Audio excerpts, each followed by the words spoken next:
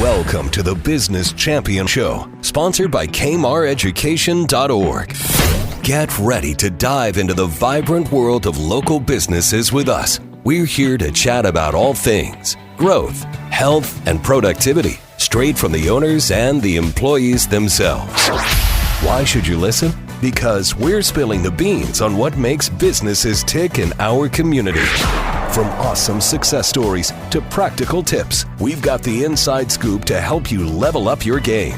So don't touch that dial and join the party. Here is your host, Marietta Kammerer.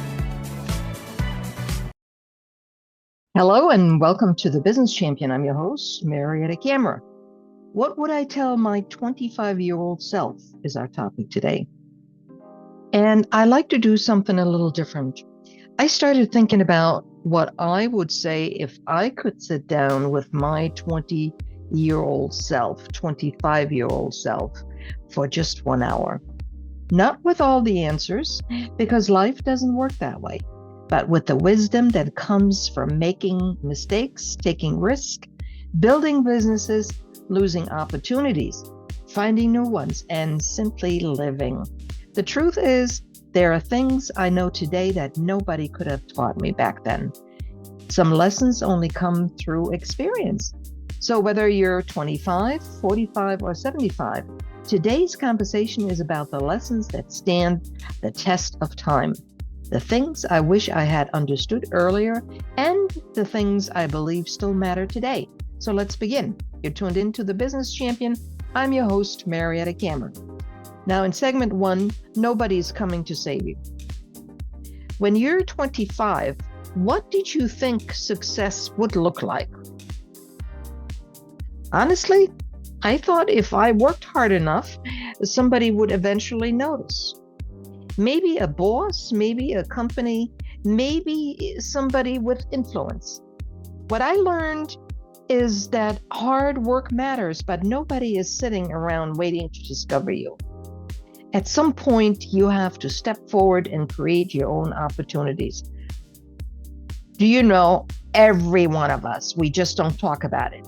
Every one of us feels there's something special. They have very unique skills and talents, and we should be discovered. Well, nobody is discovering us. Trust me, people may recognize how they have superb skills and talents, but they would never say anything to us and praise us, or it would only become of interest to them if they could make money off of us, if they see a business opportunity, like singers, let's say, that comes to mind very quickly. So then they say, oh, that's a very unusual voice. I know what to do with it. We can make him a star. And there are other skills and talents. So, but nobody, don't wait. You know, I used to think that too. The uniqueness that we feel we have, we're just not being discovered. Other people are not noticing. You know what? I thought about this too, for years. And I said to myself, I do far above average skills and talents and projects. And no, the thing is, you notice, you will notice, and you adjust your income accordingly. That's what I'm talking about. Let's move on. Was there a moment when you had realization, when realization really hit you? Yes, there were times when I was waiting for a door to open and it didn't. I remember thinking, why isn't this happening? Then one day I was drawn, it dawned on me that I was standing outside the door waiting for someone else to open it. I had to knock. Sometimes I had to build the door myself. This is what I'm talking about. So nobody will, if they see it, they're not going to say anything except if they can make money off of you, then they will grab it. So, I just never thought of it afterwards again. It did linger in my mind, but I said, I'm adjusting my income opportunities, and that worked for me. Do you think young people today still struggle with that? I think Young people, older people, meaning still in the workforce, they still do, absolutely. Only now they are also comparing themselves to everybody online. I don't do that. They see people posting success stories, new businesses, fancy vacations, and they think they're falling behind. What they don't see are the years of uncertainty and hard work that came before those moments. That's very, very true. As I was building my businesses, nobody really cares unless they see something, the bus, the bus is ready to rock. No, the bus takes years to build and to paint and to make it drivable and everything. Nobody cares except me. So it's all natural to think that way too. So what's something you wish you worried less about at 25? I tell you, having relationships, getting married, or having boyfriends, or this, that. That is something I would really undo. Because having gone the stretch on my journey and having the wisdom now, that would be the least. And I would approach it differently. But that was something from the upbringing, without going too much into childhood. At certain eras, women had to be married, and if you're not married, and this whole thing, in the 60s, forget it. So what other people thought of me, I don't know. I spent far too much energy worrying about approval. No, I didn't. In relationships, yes, maybe. As I got older, I realized most people are busy trying to figure out their own lives. I just wouldn't start a relationship. That relationships are the most important thing to me, instead of a career. So that's how my path started. Instead of college, this, that, and the other, work experience, I got married very early, started a family. Anyway, let's go to the next question. What would you tell someone who feels stuck? Well, it all depends on what age they're at. Are they at the beginning of their career and they don't really have life experience? Or are they somebody that is 40 and has gone through life and maybe a divorce and now they're on their own? I would give two different sets of advice. But what I would say, start moving. That's for both. Start moving, get experience, do something different. And I would say take one step at a time, not 10, not 15, just one. Most opportunities don't appear while you're sitting still. They appear when you're already moving. What's the lesson behind all of this? Well, your life belongs to you. Nobody will care about your future as much as you do. So the moment you accept that, you become far more powerful than you realize. Sounds good to me. Learn how to sell yourself and your ideas. That's the most important thing. Why do people get uncomfortable when they hear the word sales? I don't get uncomfortable, but most people do, or a lot of people, because they think sales means pressure. But good sales isn't pressure. Good sales is helping someone understand value. It's helping people see possibilities.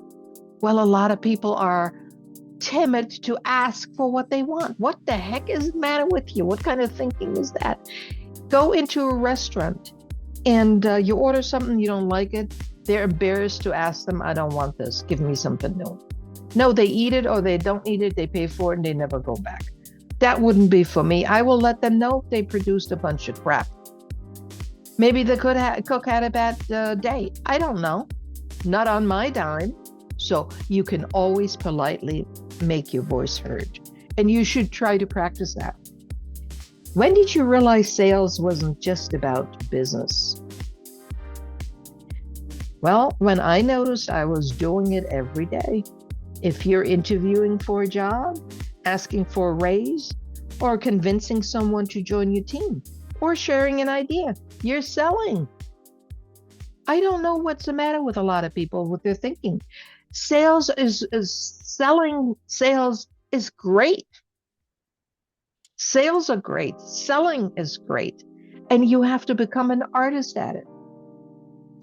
Selling is not easy. No, it's not. You got to have your marbles together upstairs. You have to be educated, and you have to have confidence. That doesn't come overnight. What's more important, talent or communication? I've met incredible talented people who struggled because nobody knew what they could do. Communication opens doors that talent alone sometimes cannot. Yeah, if you don't know how to open up your mouth and you're timid, and I see a lot of adults like that.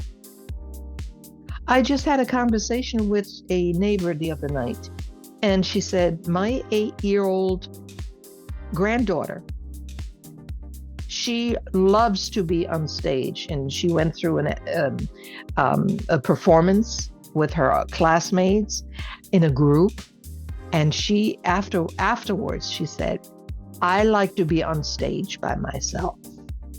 An 8-year-old. Now think about that. Some of the adults, when you ask them to do a speech or to give a presentation, they sweat for weeks, and then they get sick, and then this never happens. Think about it, 8-year-old little girl. Yeah. What mistakes do young professionals often make? Well, they assume their work will speak for itself. Sometimes it does, but often people need to know who you are, what you stand for, and how you can help. That's true. You can't just say, oh, if they, I don't have to say a word. It's my work speaks for itself. Well, sure, maybe you're a great landscaper and you show some of the projects, and your projects, your work is exquisite. Of course, it speaks for itself. But first of all, they got to know who you are. Because how are people supposed to see the projects? Tell me. What makes someone persuasive? Well, listening. The best communicators aren't the best talkers. They're the best listeners. People want to feel understood before they care about your solution. That is very true. And I have become a superb listener. And today, with my experience, I can hear things that you're not saying. And that is really top of the line. I love it. I know I'm bragging, but nobody else is bragging for me, so I'm bragging.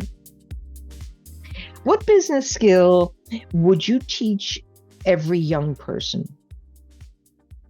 How to have a real conversation, not a pitch, not a presentation, a genuine conversation. Most opportunities begin there.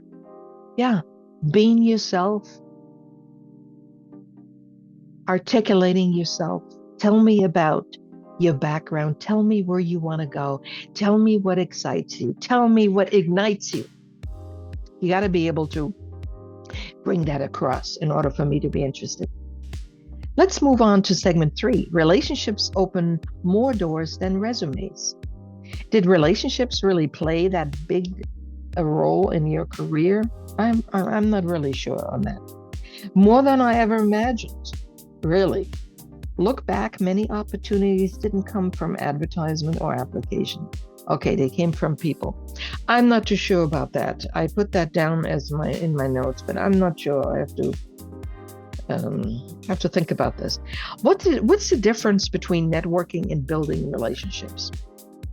Well, networking often asks, what can I get?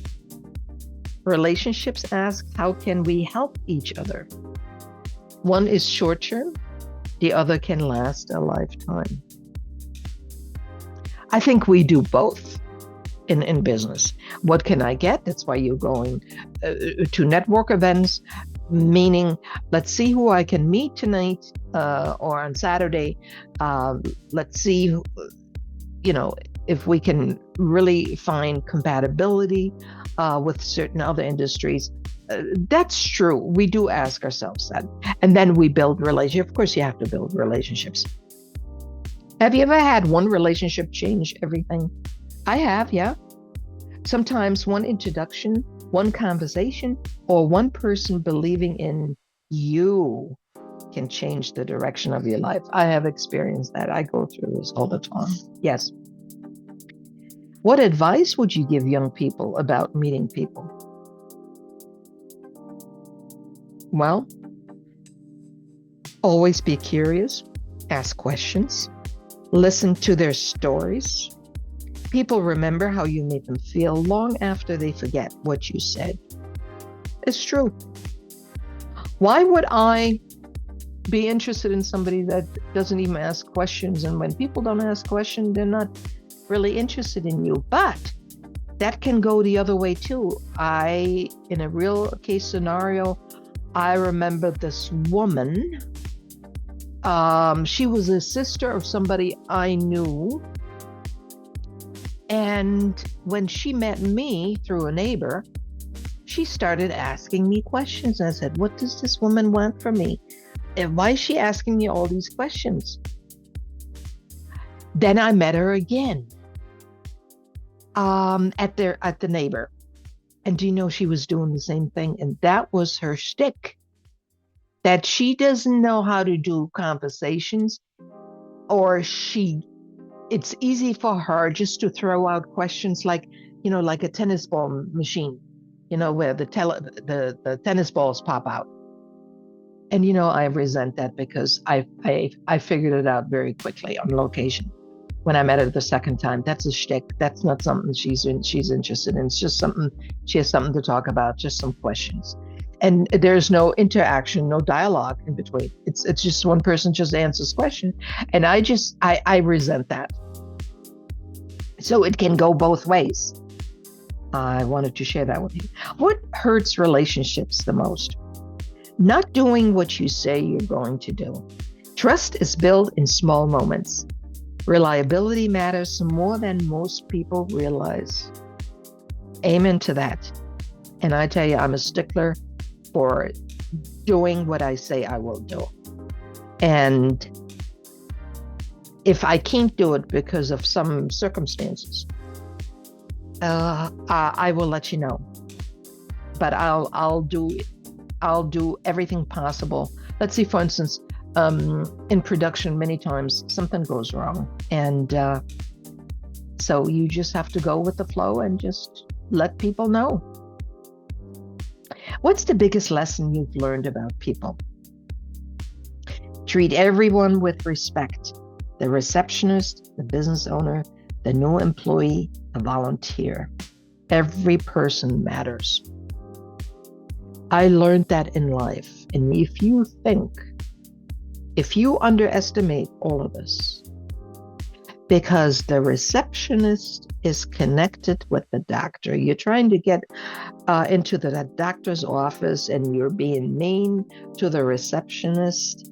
And you know what? The receptionist won't even let you go through. If she does put the call through, she's going to make sure that the doctor will not see you if you happen to get through to the doctor. They're all connected. And people are listening to the people who they work with. The business owner, the new employee, the volunteer, all of them, they're all connected. So if you don't honor that, you're not going to get anywhere in life. And many times we meet the gatekeepers. And I always say I should do seminars for gatekeepers, because they're missing opportunities. So I don't necessarily like the gatekeepers. I don't like them at all, because I never get to where I need to go. So, but anyway, every person matters. Reinvention never ends. In our segment 4. Did you ever imagine reinventing yourself multiple times? No, I never even knew about the word reinvention till I experienced it. And after 18 years of financial career, insurance, investment, and mortgages, and after a stroke, I had to reinvent myself, because the old way, what I was doing, what I loved so much, what I was very successful at, didn't work anymore. I had absolutely, it was like I was beating I was on the wrong path. But anyway, at age 25, I thought life would be a straight line. Instead, it became a series of chapters. I would say really in my 30s. Why do people resist change? I don't think I ever did. But for the people that do, they feel change as uncomfortable. We like certainty, but growth always happens outside our comfort zone. I don't think change felt uncomfortable for me. Absolutely not. I've changed all my life. And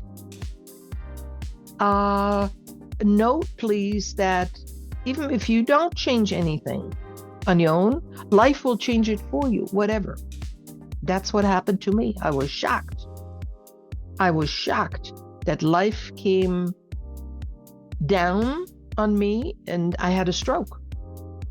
And that set the tracks in a different direction.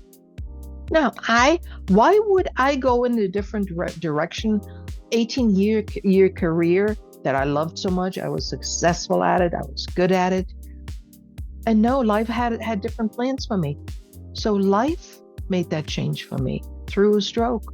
And I was forced to do something different. And life made sure that things after I gained my health back and I restored everything, nothing worked. That was very hard for me to believe in everything. So what does reinvention really mean? It means being willing to learn something new, even when you already have been successful at something else. You know, we have so much, this is so true and applicable to what I was just telling you. We have so much in our archive that we're not using. We have the potential that's just waiting, and we're waiting for different opportunities where this can come out. This, I can tell you with certainty that this is the truth.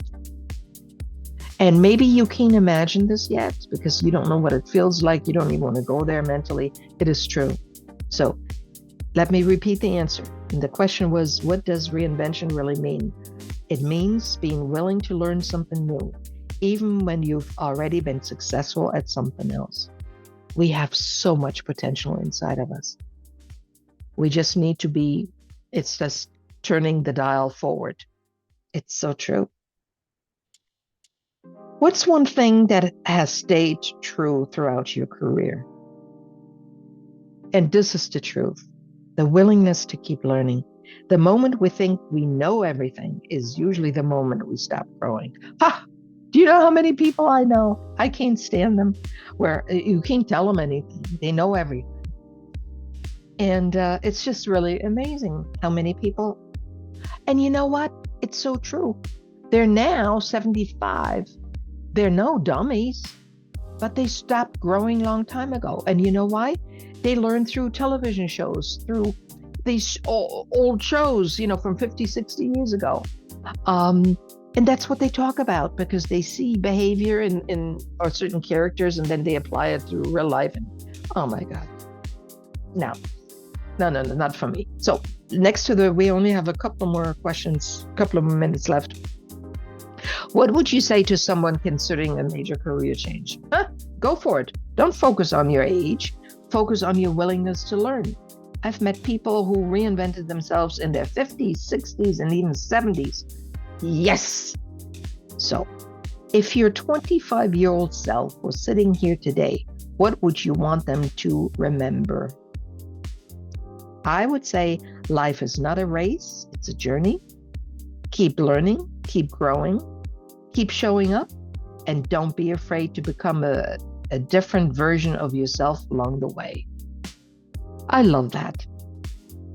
So, in closing, if I could leave you with one thought today, it would be this. You don't need to have everything figured out. Most of us didn't. What matters is that you keep moving forward.